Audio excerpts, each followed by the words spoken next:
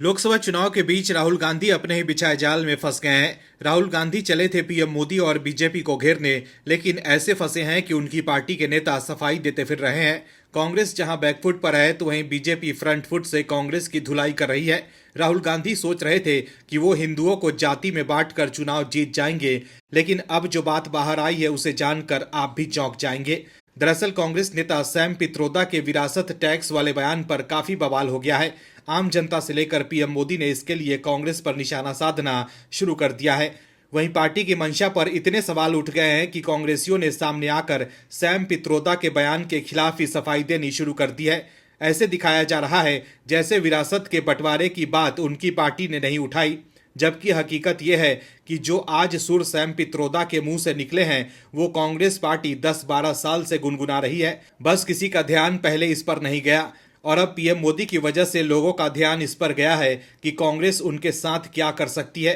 दोस्तों, यदि इंटरनेट पर सर्च करके देखें तो पता चलेगा कि व्यक्ति विशेष की संपत्ति का कुछ हिस्सा उसके मरने के बाद सरकार को देने पर चर्चा कांग्रेस 2011 से करने पर आतुर है। फर्क सिर्फ इतना है कि तब यूपीए सरकार में वित्त मंत्री रहे पी चिदंबरम इस पर चर्चा चाहते थे और अब सैम पित्रोदा हैं जिन्हें कांग्रेस के दिग्गज नेता अपना गुरु मानते हैं। मीडिया रिपोर्ट्स में देखें तो साल 2011 से 2014 के बीच में कई बार यह मुद्दा उठाया गया था, कभी देश की आर्थिक स्थिति को सुधारने के नाम पर तो कभी देश के गरीबों की चिंता करने के नाम पर।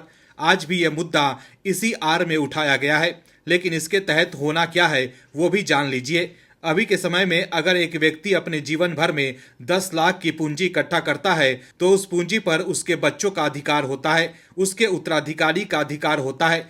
लेकिन अगर ये टैक्स लागू होता है तो व्यक्ति की मृत्यु के बाद उसकी संपत्ति उत्तराधिकारी को आधी ही मिलेगी और आधी सरकार को चली जाएगी। साल 1953 से साल 1985 तक ऐसा कानून भारत में लागू भी था जिसे स्टेट ड्यूटी कहा जाता था। इसका उद्देश्य आर्थिक समानता को दूर करना था। हालांकि जब इससे ऐसा नहीं हुआ और जटिलताएं बढ़ती गई, उसके बाद इस कानून को समाप्त कर दिया गया। खुद तत्कालीन वित्त मंत्री पीवी सिंह ने इस पर राय दी थी कि ये समाज में संतुलन लाने और धन के अंतर को कम करने में विफल रहा।